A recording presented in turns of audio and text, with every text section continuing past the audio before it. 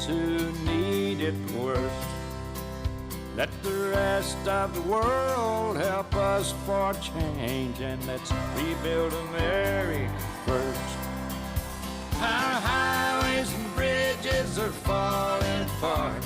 Who's blessed and who has been cursed? There's things to be done. Well, hello, Michigan.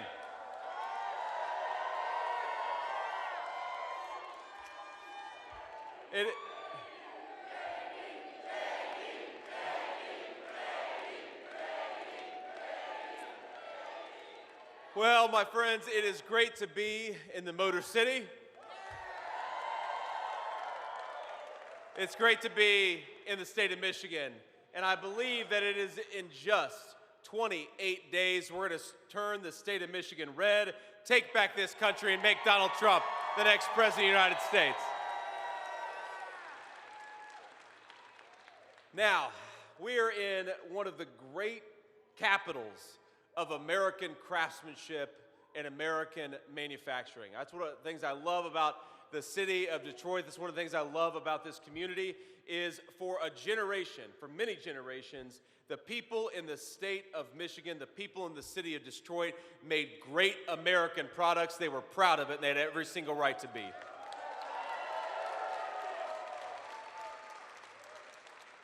And I've already met some auto workers here today. I'm sure there are many auto workers in the audience with us right now. We're proud of you. We're grateful for you.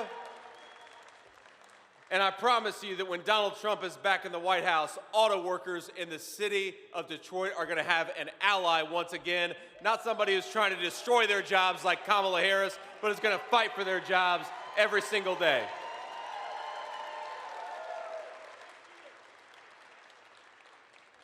Now I want to give a couple shout outs here. I know we've got the great Congresswoman Lisa McClain. Lisa, thank you for being here.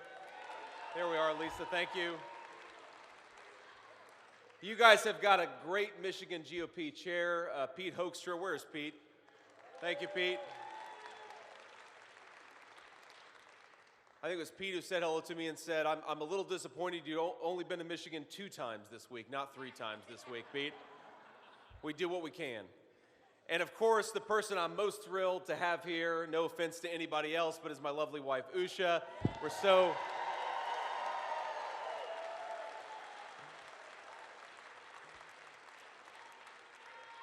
It's a great honor and a lot of fun to be able to go around and campaign for vice president with the most beautiful person in the world by your side. Honey, I love you. Thank you for doing this.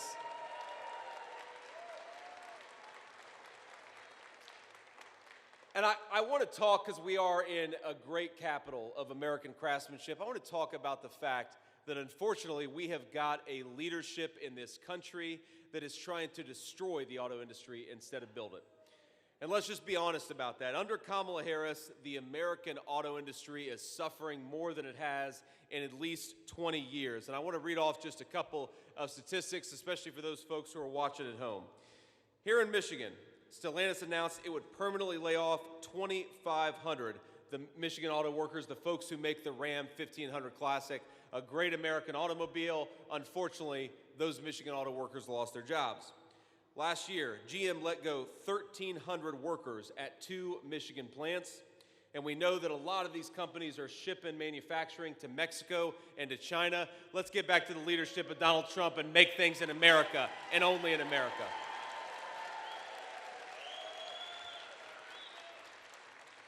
Now, Ford, we see headlines consistently, is rolling back a lot of its EV production. And we know that thanks to Kamala Harris's electric vehicle mandate, 117,000 American auto jobs, a lot of them right here in Michigan, are under threat. Well, here's something different we're going to do when Donald J. Trump is president. Instead of forcing Americans to buy electric vehicles manufactured in China, we're going to let Americans buy whatever the hell they want to, because this is America. We believe in freedom, and we believe in letting people choose their own automobile. And of course, my friends, when they do pick the automobile that they want and that they choose, we know they're going to buy something made in the great state of Michigan. They're going to buy American, because that's what so many Americans want, the best products. Now, I don't know if y'all saw this, but I guess this morning Kamala Harris had an interview with The View.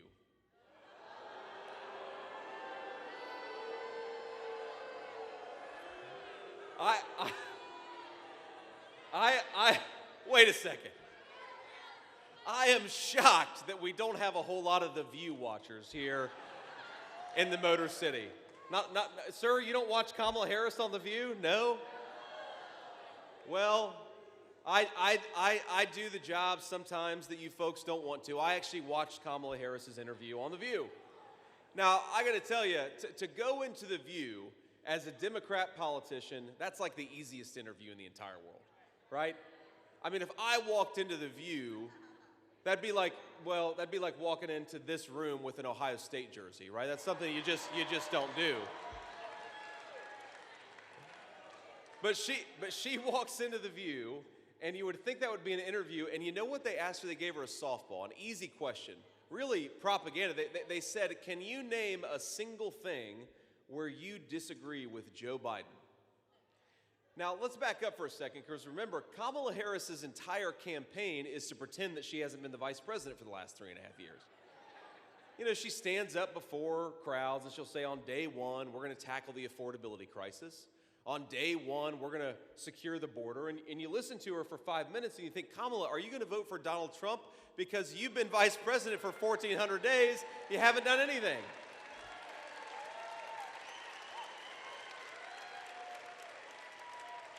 So you'd think after all this time of thinking about how she would do things differently from Joe Biden, she would have a well-prepared answer for the interviewers on The View. Well, they ask her one thing you would do differently from Joe Biden. You know what she says?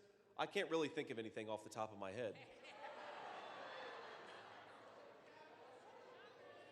Now, in her defense, I'm not sure she could think of anything off the top of her head, whether about Joe Biden's policies or anything else, but think about this. For the last 2 months, Kamala Harris has been telling the American people that she's going to do things differently than Joe Biden, where she increased the cost of groceries by 25%. The average Michigan family is paying $1,000 more per month. That's $12,000 per year to afford today what they could have afforded when Donald Trump was president. The border is wide open thanks to our illustrious border czar, Kamala Harris, and her entire campaign has been to pretend that she doesn't bear any responsibility for the policies, even though she's the sitting vice president. And here's the difference between Kamala Harris and Donald Trump. There are so many of them, but the big difference is that Donald Trump has a record to be proud of, and Kamala Harris has a record to be ashamed of.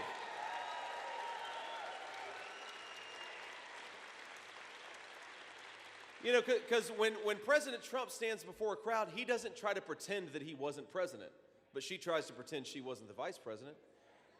He doesn't pretend that he didn't have any decision-making authority over his own administration, because of course he did, but Kamala Harris runs from her own administration. And you know why Donald Trump isn't afraid to talk about his record?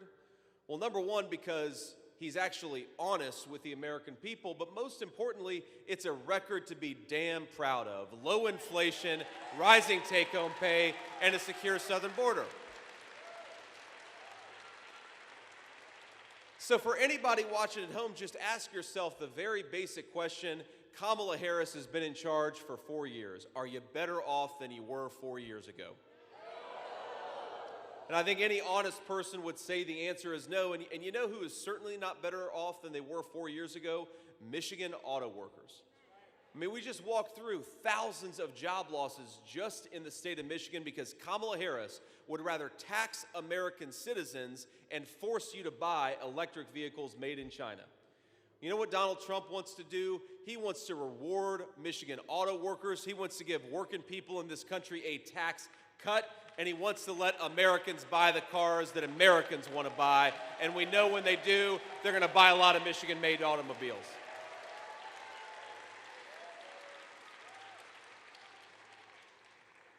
So let's just talk a little bit. We talked about manufacturing, we talked about automobiles. Let's talk about inflation. Because, you know, the media, they'll tell you, and this is one area where Kamala Harris, she can't quite figure out what she thinks. Because whenever they stick a microphone in front of her face, and that's rare, right? Kamala Harris very rarely does interviews, especially with hostile media. What she'll say, she'll actually brag about the fact that inflation is lower than it was when she took over. Now that's a bald-faced lie, and I'd ask anybody, think about the fact that Kamala Harris, anybody watching, think about the fact that Kamala Harris is bragging about inflation being lower. When you go to the grocery, does inflation feel like it's lower? No. Are American houses actually affordable for American citizens?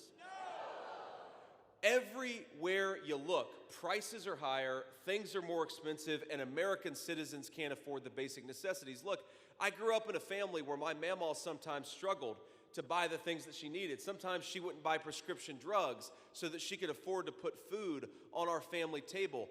I know what it's like when Washington leaders fail to do their job. And so Kamala Harris, instead of running a victory lap over your own policy failures, why don't you get out there and talk to the American people and tell them how you're actually going to fix this terrible inflation problem caused by your policies.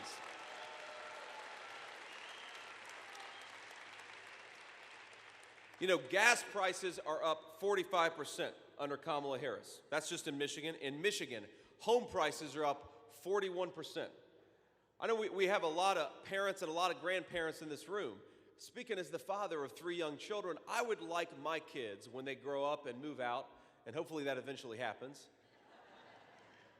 but when they grow up and they move out, I want them to be able to afford home ownership in the United States of America. That's a core part of the American dream, right? And we know a lot of our young people right now cannot afford to own a home in the United States of America. Kamala Harris has failed to deliver the basic necessities of an economic prosperity for our citizens, and I think that we ought to say something very simple to Kamala Harris, and Donald Trump's very fond of saying it. You're fired. Go back to San Francisco where you belong. We're getting a president the American people deserve.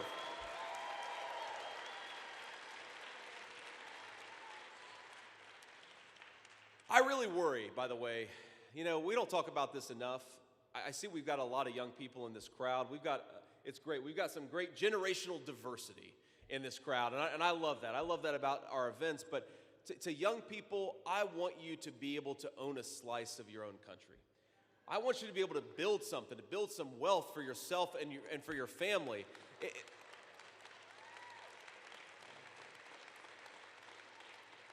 You know, under Kamala Harris's policies, we've got credit card debt that is through the roof. We've got young people who can't afford to buy a home. We're creating a country where my generation, the millennial generation, and everybody younger, they're going to be paupers in their own country. And I think that's a disgrace. I want the American dream to be affordable again, and it's only going to happen when we put Donald J. Trump back in the White House.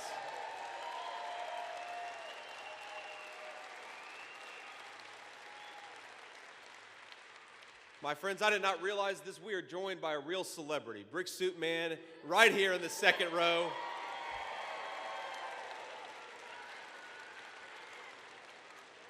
And a way bigger celebrity than I am, this guy. But you know to talk about housing, and the media, they don't like to talk about the fact that one of the biggest drivers of housing costs, one of the biggest reasons why our young people can't afford to buy a home, is because under Kamala Harris's leadership, we have let in millions upon millions of people who don't have any right to be here. It's a big driver of housing costs. So illegal immigration, we care about it for a whole host of reasons. We care about it because we want to raise our children in safe communities. We care about it because we want people in our country who respect the rule of law, who don't violate our borders. We, of course, care about it because I know a lot of us know somebody who's been affected by this terrible drug epidemic. We want to give people second chances to get sober and to get clean, and that's not happening when Mexican drug cartels are bringing fentanyl into our country, killing our people. So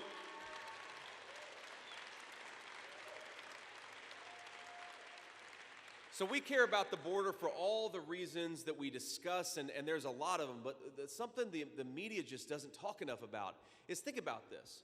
When you bring in, and I think the number's about 25 million illegal aliens that we have in the United States of America right at this minute.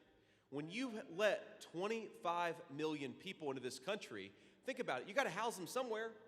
Most of them aren't living on the streets. We got American veterans living on the streets, but we've got illegal aliens living in first-class hotels in American cities all across our country. But when you do that, you have American homes that are going to people who have no right to be here in the first place. And you know what that means? That means American citizens can't afford to own a slice of their own country. President Trump believes in this very simple principle: American homes for American citizens, not for people who have no legal right to be in the United States of America.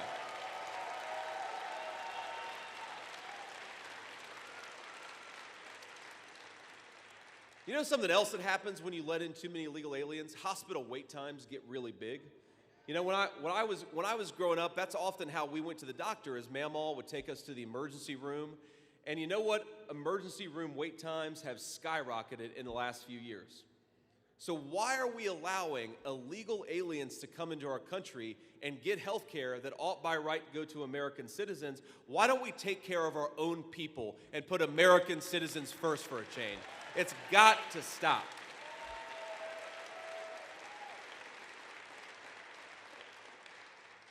The final thing I want to talk about with the border, because, I mean, look, you could talk about the border for the next half hour. But the other thing that is crazy about the border is in the state of Michigan, I didn't know this statistic until today, there are 85,000 students in Michigan public schools who are the children of illegal aliens. 85,000. Now think about that. Think about what it does to a poor school teacher who's just trying to get by with what they have, is trying to educate their kids, and then you drop in a few dozen kids into that school, many of whom don't even speak English. Do you think that's good for the education of the American citizens? No, it's not. So what really bothers me is when Kamala Harris talks about the southern border, she talks about how we need to be compassionate to illegal aliens. And I think we're a great country. We can be compassionate, and we ought to be compassionate, but our compassion has to start with our fellow citizens, the people who deserve to be in the United States to begin with.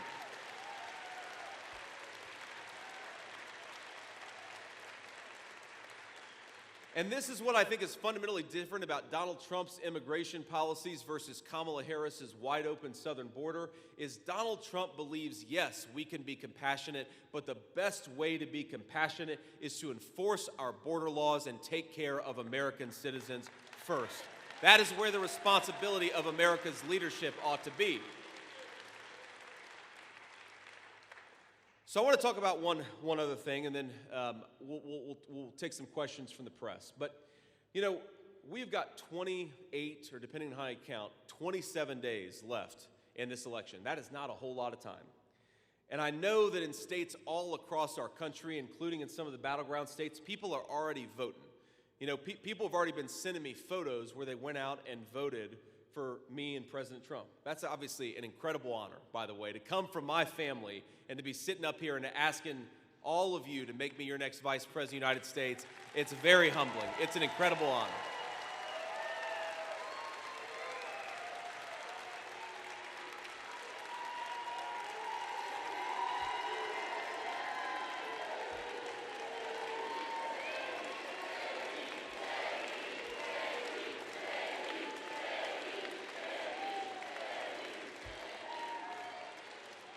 Now, y'all are way too kind. I appreciate it. But look, we're going to win this election. I really do believe we're going to win the state of Michigan. We're going to win this election. But we're going to win this election not just to beat the Democrats, as fun as that's going to be. I'm going to really enjoy beating Kamala Harris. But we want to beat Kamala Harris because we want the American people to have a government that they deserve, a government that puts them first, a government that takes care of the American people's problems and not the problems of illegal aliens and people who don't deserve to be here. So let's just think about the contrast between Kamala Harris and Donald Trump. We talked about illegal immigration earlier. Well, Kamala Harris has rolled out the red carpet to illegal aliens, has said we're going to give Medicare and Social Security benefits. That's the message that she has sent to people who want to cross the border illegally and come to this country. You know what Donald Trump's message is to illegal aliens? You got 4 months, pack your bags, because you're going home when Donald Trump is back in the White House.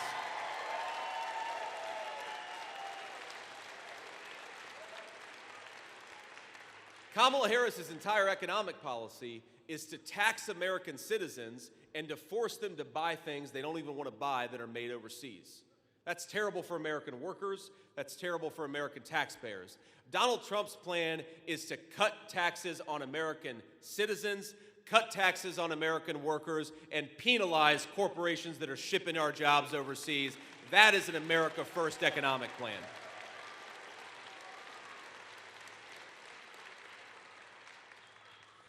Donald Trump's basic energy policy is drill, baby, drill. And it is a hell of an energy policy because, look, we have got the most bountiful natural resources anywhere in the world.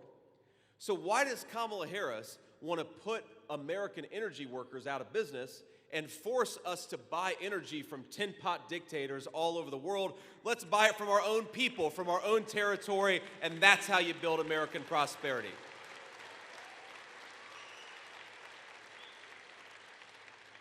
And that's actually, by the way, my friends, another big difference between Donald Trump's policies and Kamala Harris's policies. You know, when they asked Donald Trump, what is your most important thing you can do to lower inflation, he actually gives a very simple but a very specific answer: drill, baby, drill. Because energy goes into the cost of everything, right? Think about it. If the truck drivers are paying more for gas, then the groceries they deliver to the grocery store are going to get more expensive. If the truck drivers are paying more for diesel, then they deliver lumber to a job site to build a house. That means housing is going to get more expensive too. And of course we know, ask any manufacturer, one of their biggest costs is the cost of energy. So you lower the cost of energy, you create good jobs, you create great prosperity, and you bring down the cost of goods for everyday American citizens. It is a win-win economic policy. It is the smartest and most important thing we can do.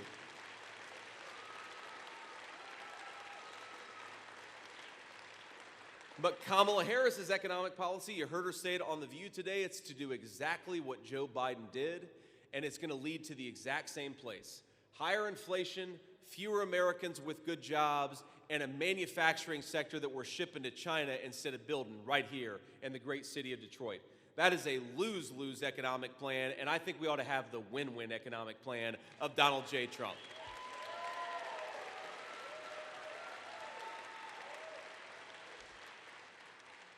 So before I take questions from reporters, I want to ask a very simple thing. Absentee voting has started in Michigan. That means that you can request and return a ballot right now. And we got to do everything. We got to take care of every opportunity to vote that the state of Michigan is providing. Because look, I talk to a lot of people. It's one of the things you do when you run for vice president. You talk to a lot of people, and you know, 95% of the people I meet will say, I wanted to vote for Donald Trump in 2020, and I did. But then a few of them will tell me, I wanted to vote for Donald Trump, but I didn't. Because I planned to vote on election day, but then my kid got sick and I had to go pick him up from school. Or I had a really late day at work and I didn't expect it, and so by the time I got out of work, you know, working those overtime hours, the polls were already closed. I gotta be honest with you, I don't like the fact that we've gone from election day to election season in this country, but it is what it is. And if the Democrats are going to take advantage of every avenue to vote, then Republicans, we've got to do it too. So get out there, make your voice heard, and get out there and vote.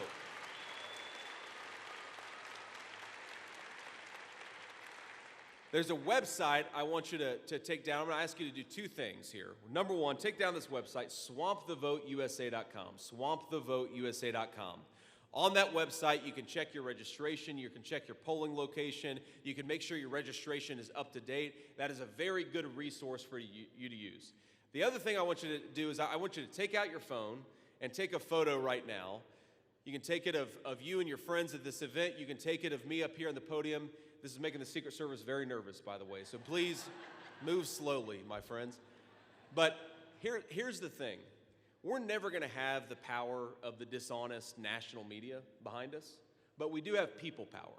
We can talk about why we're voting for Donald Trump, and we can do it in our capacity as citizens of this country.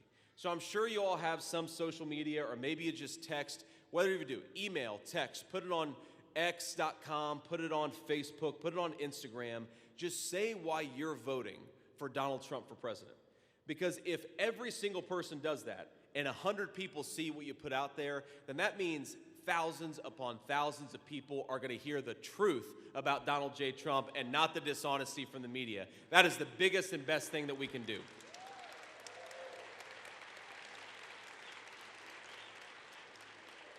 So, before we hit the road, we'll take some questions from reporters. I want to thank you all for being here. Thanks for having me. I'll leave you with some final thoughts, but it's such an honor to be here and to get this welcome in the Motor City. God bless you all. Thank you so much.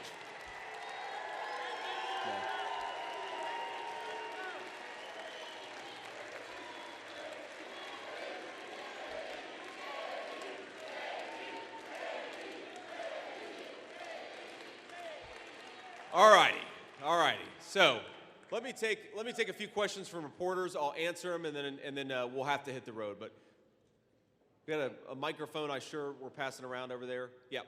Go ahead. Great. This is Clara Hendrickson with the Detroit Free Press. We're in the city of Detroit today, where we learned in a recent Jack Smith filing that a Trump campaign aide in 2020 allegedly urged supporters to riot at the ballot counting center. So I want to make sure that the senator can hear my question, which is, would you discourage the campaign from engaging in that behavior and from Trump supporters engaging in any chaotic scene? So let me answer that question a few different ways. So first of all, of course we discourage rioting. We do not riot. Nobody in this room and nobody in this movement is going to riot.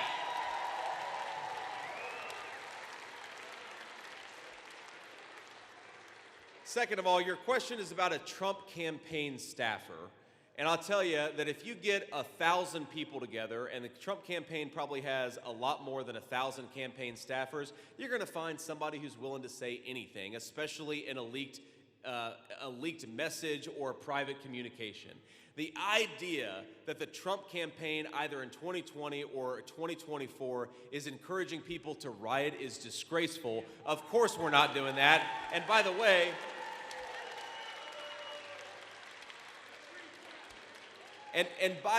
these fine people are law-abiding citizens who work and pay their taxes. They're not going to riot no matter what anybody says to them.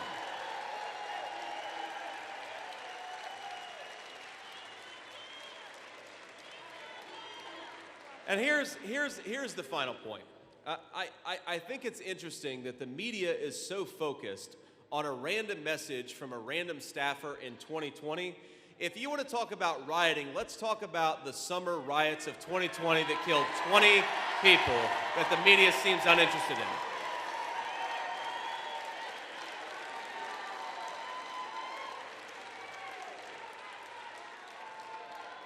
in. Next question. Hello, my name is Sasha Calver. I'm a reporter with the Michigan Daily. So, the University of Michigan, all campuses, has historically had some of the largest student voter turnout in the U.S. Why should students in Michigan cast their vote for the Trump-Vance ticket? And additionally, how will your administration support students, specifically concerning gun violence, where you have rejected calls for tougher gun laws and bans on bump stocks? Essentially, why should students concerned about their safety on campus vote for you? Yeah, so the first let's be honest here. I don't know if a Ohio State graduate is the best messenger to University of Michigan students. So I hope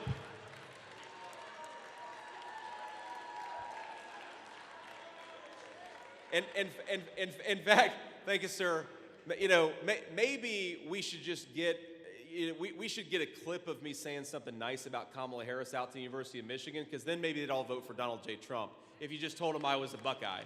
Like I'm always a little nervous about injecting myself into the OSU-Michigan rivalry here, but I think that we all kidding aside, look, we all care about the country. And that's why I think every person in this room is going to help me make Donald J. Trump the next president of the United States. And it's in that spirit that I want to answer this question.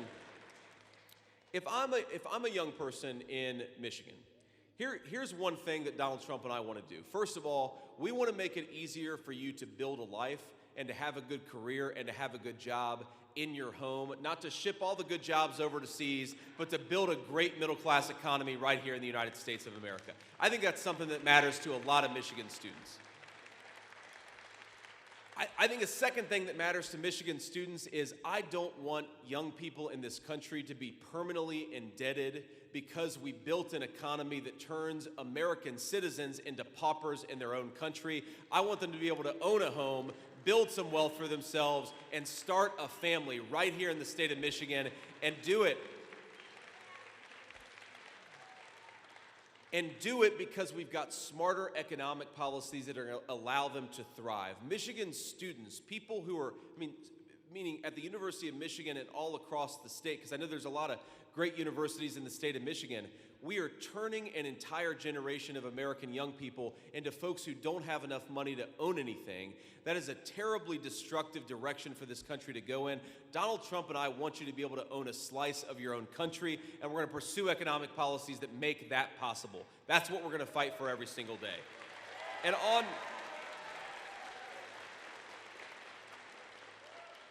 on the question about gun violence, what I have said is that 90%, upwards of 90% of the gun crime that's committed in this country is committed using an illegally obtained firearm. So my point is, making it unlawful to own that gun has not stopped 90% of these gun crimes. So what we've got to do is take some common sense security measures. And I think the best way to reduce gun crime in the United States of America, I think this is a statistical fact, is to lock up people who are committing violence against their fellow citizens. That's the most important thing.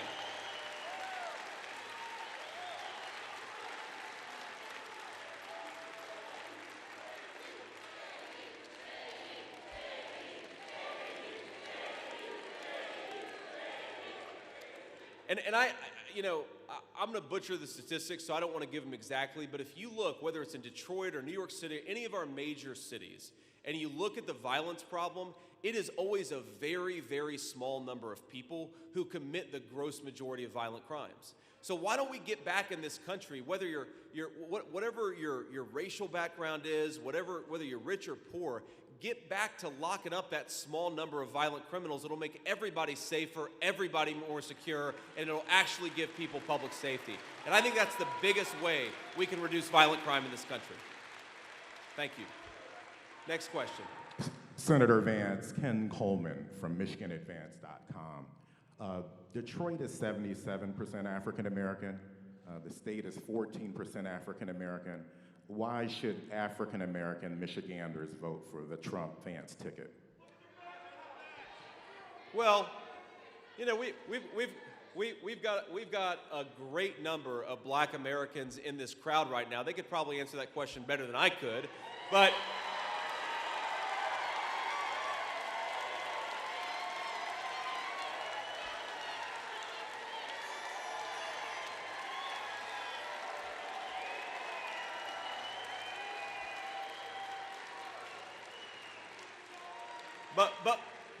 But without calling everybody up here, because I'm a politician, I don't like to share the microphone with anybody as much as I like them. What I think they would agree with is, number one, Donald Trump wants to bring back public safety and an economy that brings prosperity for everybody. Good wages for good jobs. That's the Trump promise, and I think that's a great promise to Black families in Michigan and to everybody else. Here's something else.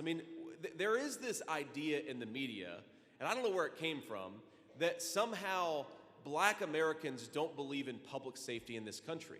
Well, we know whether you're Democrat, Republican, or Independent, Black Americans do care about public safety in this country. They want to empower our law enforcement officers to do their job. Of course, do it respectfully and make sure we've got good relationships between police and community, but we can have a good relationship between police and the communities they serve while we lock up the violent criminals and keep everybody safe in the process. I think that's very possible.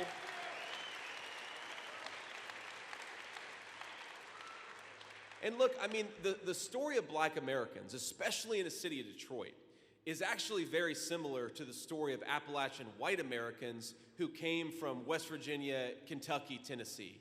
We moved to places like Detroit, black and white together, because there were good jobs for people who were willing to work hard and play by the rules.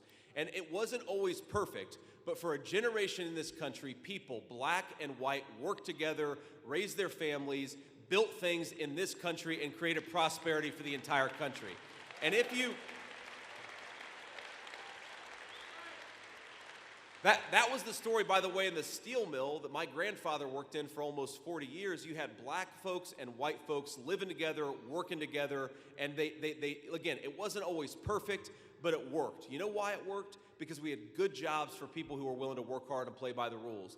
The destruction of the manufacturing economy in the state of Michigan has been disastrous for black Americans, and it's been disastrous for a lot of middle-class white Americans too. We can make things in this country again. We can build things in the United States of America again, and when we do, it's going to bring prosperity to black and white alike.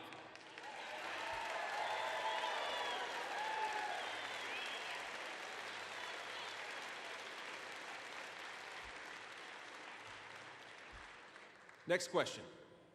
Is it on?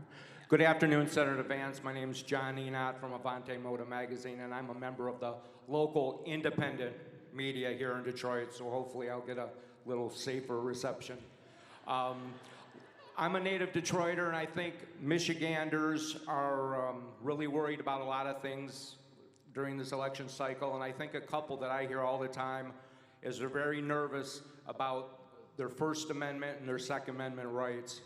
So the question is, what will the Trump administration do to guarantee the people of Michigan that their rights will be protected?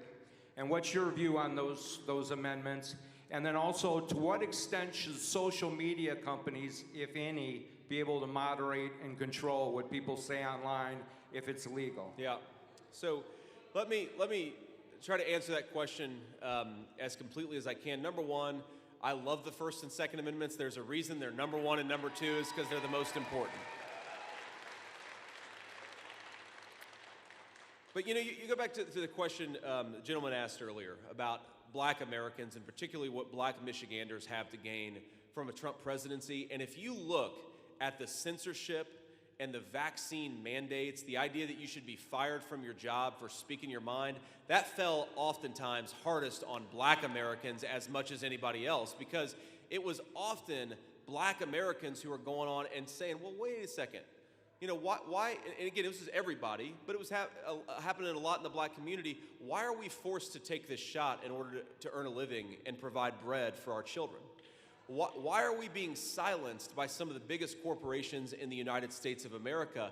I think that affects everybody, but your question about technology companies, the biggest threat to the First Amendment in the United States of America is big technology companies who are trying to silence Americans for speaking their mind, and the Trump campaign and the Trump presidency, we've got no use for it. And you asked about the Second Amendment. Look, we believe in the Second Amendment. We believe that people ought to be able to keep their families and their children safe, and it's that simple. And I think there is a big difference between the Kamala Harris campaign. Kamala Harris has explicitly endorsed gun confiscation. Donald Trump has explicitly endorsed the Second Amendment of the U.S. Constitution. I'd rather be on that side.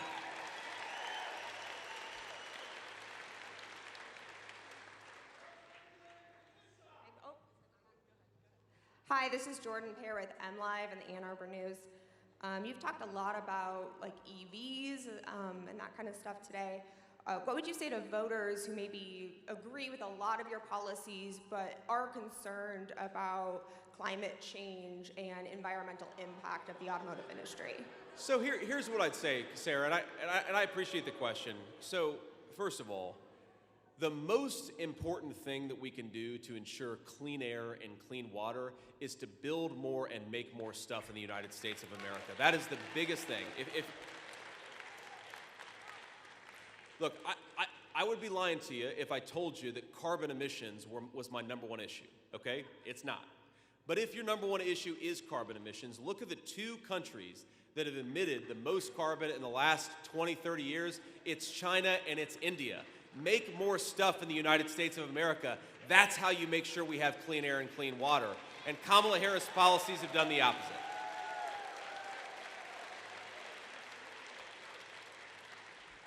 The other thing I'd say to folks who are worried about the environment is look, I'm worried about the environment too, but here's what I really worry about. I worry about our food supply. Like, what has gone wrong with our food supply that we have got an obesity epidemic in this country unlike we've ever seen in the history of the world? That really worries me. What are we putting, we have all of these weird childhood diseases that we did not have 3, 5, 30, 3 decades ago, 5 decades ago. Does that suggest that we're putting too much weird stuff in our water or too much weird stuff in our food supply?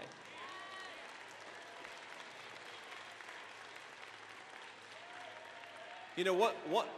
One of the people that I'm really proud has endorsed this campaign is Bobby Kennedy Jr. And I say that as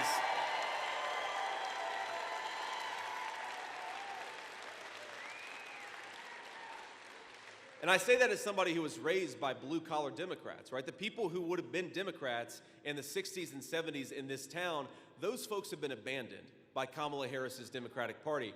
But Bobby Kennedy has this slogan that is so true, and it has there's a lot of real depth built into it. Make America healthy again.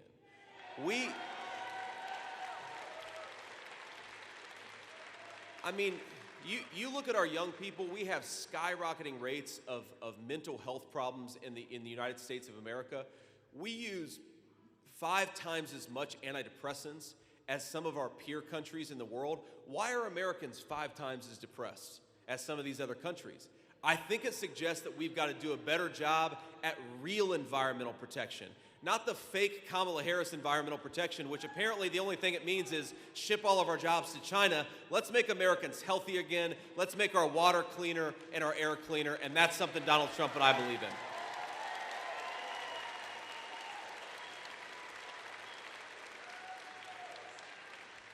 Okay.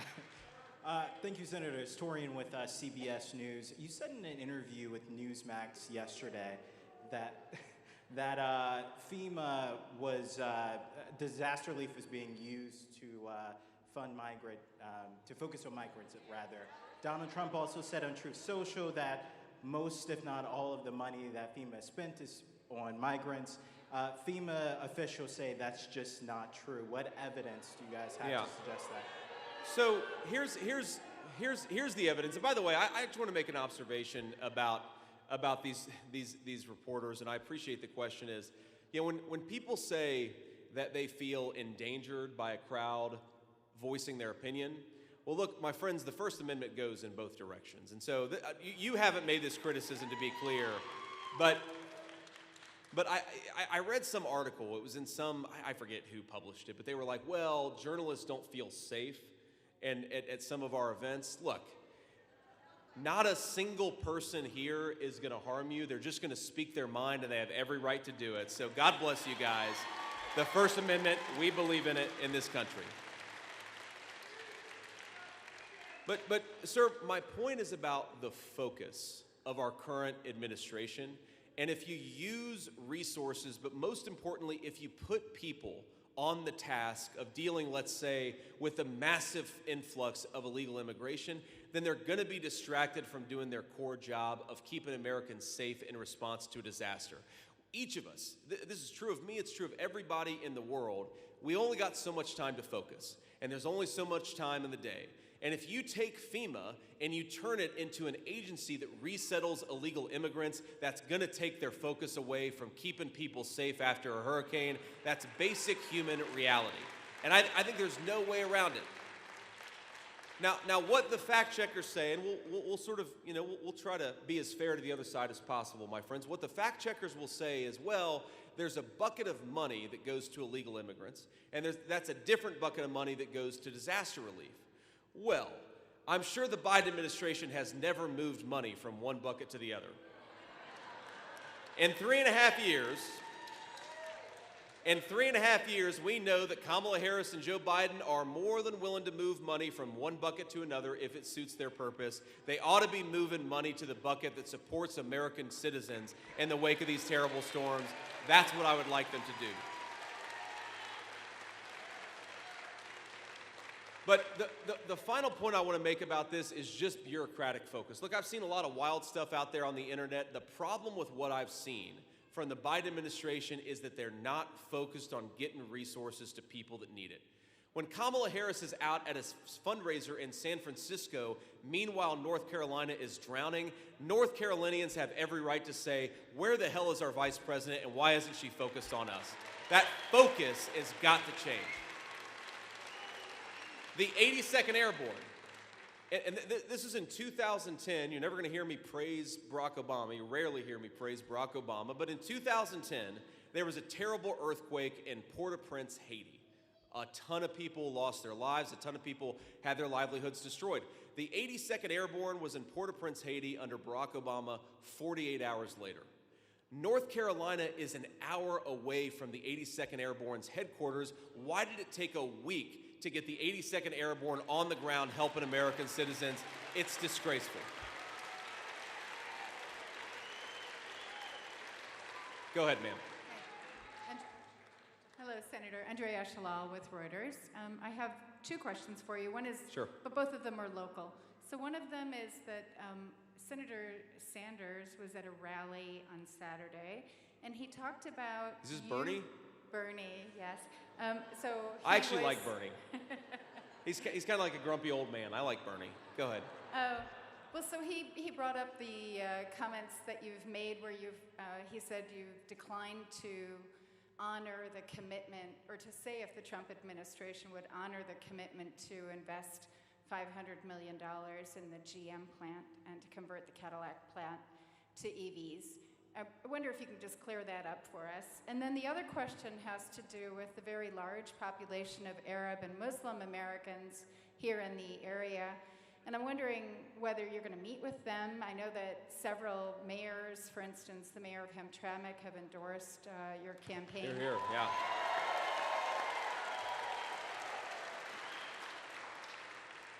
But just yesterday, President Trump, former President Trump, said that he had been to Gaza. Later, a campaign staffer said that he had been to Israel, and Gaza is in Israel, which is not true. I wonder if you could just say a few words about Gaza, and also why you think Arab Americans and Muslims would do better by voting for your campaign. Thanks. Well, because, let me answer the first question first. So, neither me nor President Trump has ever said that we want to take any money that's going to Michigan auto workers out of the state of Michigan. We certainly want to invest in Michigan auto workers as much as possible. What we've said is that Kamala Harris is offering table scraps, $500 million, when you have an EV mandate that's going to cost 117,000 auto worker jobs. I think that Michigan auto workers deserve more than the table scraps of Kamala Harris's Green New scam. That's what we're talking about. And again, you talk to automakers, you talk to the manufacturers, they'll tell you that electric vehicles are sitting on the lots for 90 days, for 120 days. Meanwhile, the gas-powered cars are sitting on the lots for 15 days or 20 days. If you force Americans to buy electric vehicles they don't want that are made in China, you are going to throw this entire state into poverty, and Donald Trump and I will not stand for it. We're going to fight for these people. We're going to fight for their jobs. We're going to fight for their prosperity.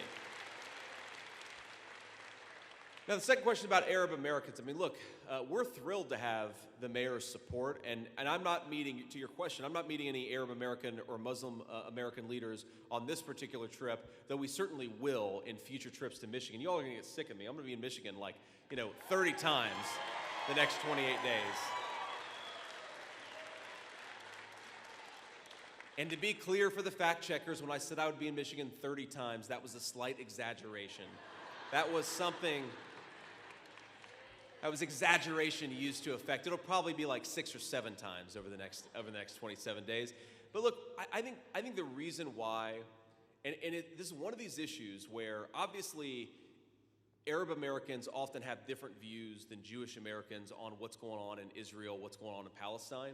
But I think both Jewish Americans and Arab Americans recognize that what's in the best interest of Israel and Palestine is peace. And Donald J. Trump was the president of peace. And I really think that's it.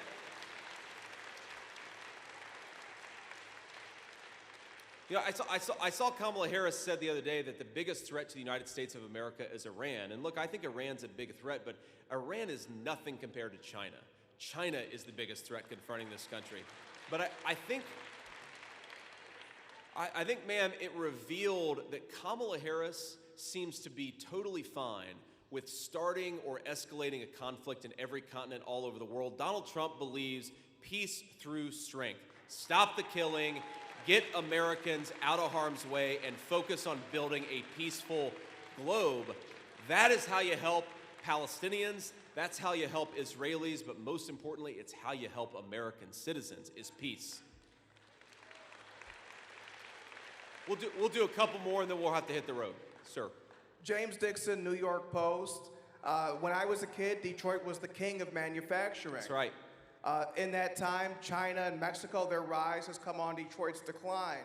How do you make Detroit build again? What can you do from the White House?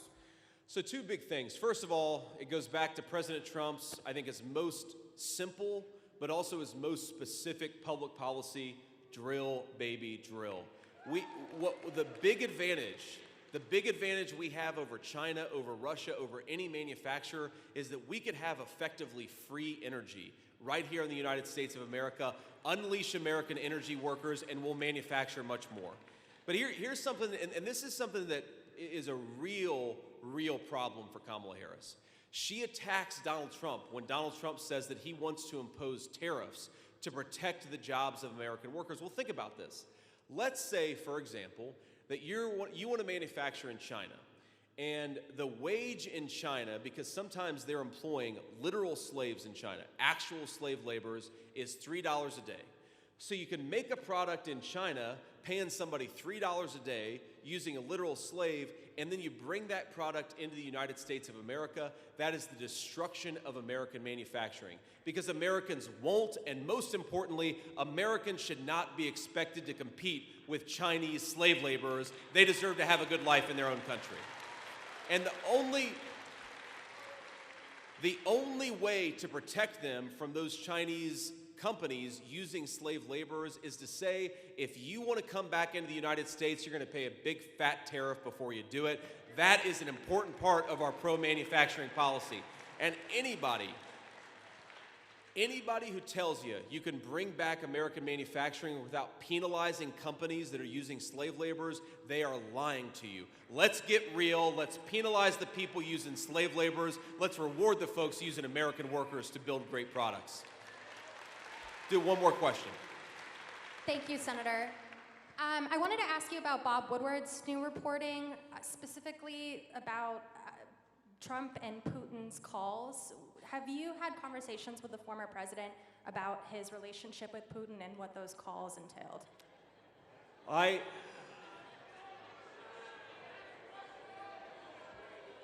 I honestly didn't know that Bob Woodward was still alive until you just asked me that question. That's what little I know about Bob Woodward is that he is, I'm going to use a word here. He is a hack. The guy's a hack. So have I talked to Donald Trump about his calls with Vladimir Putin? No. I've never had that conversation with Donald Trump in my life. But if Donald Trump, even if it's true, look, is there something wrong with speaking to world leaders? No? Is there anything wrong with engaging in diplomacy? Kamala Harris's approach has been to hide in a basement, hide from the American people, and hide from world leaders. And you know what that's gotten us? We're on the verge of World War III. It's a disgrace, and it's a complete failure of a foreign policy.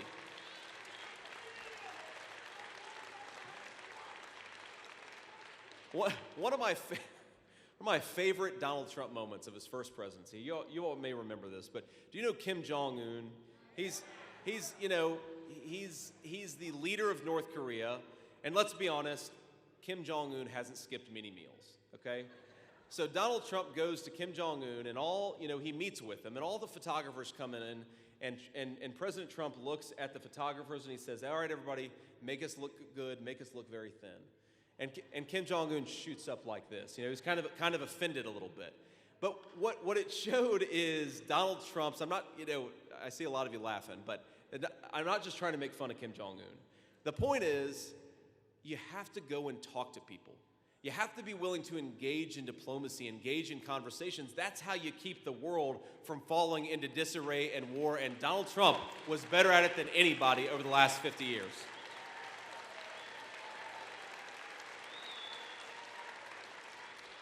We'll do one more. We'll do one more here, if we can. All right, I know I said that was the last one, but this guy really wants to ask me a question. It better be a good one, man, because you're... Thank you. Senator, I represent Polish media, do rzeczy, conservative media. Poland is the best ally America ever had in Europe. It's a great You know ally. that. That's right. Beautiful speech of Donald Trump in 2019 in Warsaw. Sir, Kamala Harris claims that Polish American Catholics would vote for Harris' Walz ticket. What is your message to Polish American Catholics and Catholics altogether? Well, she said it better than I could. My message is vote Trump, and make sure everybody you know votes Trump. Look, Kamala Harris has been the biggest disaster for religious liberty in the history of this country. Kamala Harris, she wants to force Catholic nuns to engage in procedures that violate those Catholic nuns' conscience. Donald Trump and I think we're a big enough country to let Catholic nuns live their lives as they choose and to live out their values as fully as they want to. Kamala Harris has tried to make it so that religious organizations can't do the things that they want to do. Donald Trump and I love our churches and want to empower them to minister to people because we think that the best people to minister are those on the ground, supporting our fellow citizens and making their lives more blessed and easier.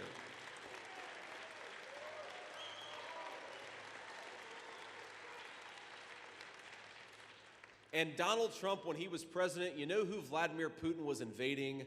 Nobody. Nobody. Under the leadership of Donald Trump, Vladimir Putin kept in his own country, which is where we'd like to keep him. Under the policies of Kamala Harris, Vladimir Putin seems to want to invade a lot of people. And so if you're a Polish Catholic, if you're a Polish American, if you just care about common sense foreign policy and you want religious people to be able to live their faith, Donald Trump is the only ticket in town. Vote Trump for religious freedom, vote Trump for prosperity, vote Trump for world peace. So that unfortunately is going to be the last question, but let me leave you with one final thought. You know, I got to say to you, that other than in raising a family with this beautiful person to my right here, the greatest honor of my life is to be able to run for Vice President of the United States. It is the coolest thing. You get to see this country in a totally different light. I mean, Michigan, one of these reporters asked me earlier when we were doing a private conversation backstage, she said, every time you come to town, the weather is good in Michigan. And I guess my response is, Michigan, elect me vice president. I'll come to town all the time, and we'll keep Michigan weather looking pretty good. But this is the most beautiful country anywhere in the world. We have the best natural resources that the Russians, the Chinese would literally kill for. And on top of it, we've got the most gracious and most generous people anywhere in the world. I really do believe that. I will meet people who tell me that they're struggling to buy groceries under Kamala Harris's economy, but then they'll spend 30 seconds telling me about their life, and then they'll spend 3 minutes telling me that they're praying for my family and asking me how I'm doing. And what that teaches me is that we have a generosity of spirit in the United States of America, that though we have bad leadership, it is never going to destroy what makes this country great in the first place. And that's our people. That's all of you. And I'm so grateful to you. But what I do really worry is that this country is never going to be able to live to its full potential with the broken leadership of Kamala Harris. Groceries are never going to be affordable if we have the broken leadership of Kamala Harris. We're not going to have peace in the world if we have the broken leadership of Kamala Harris. So over the next 27 days, what I'd ask you all to do is to do everything that you can to give the American people a president who is fit to lead and fit to serve this great country. Elect Donald J. Trump. Let's go get it done. Let's do it together, and let's take this country back. God bless you all. Thank you for having me, and thank you for seeing me in the great state of Michigan.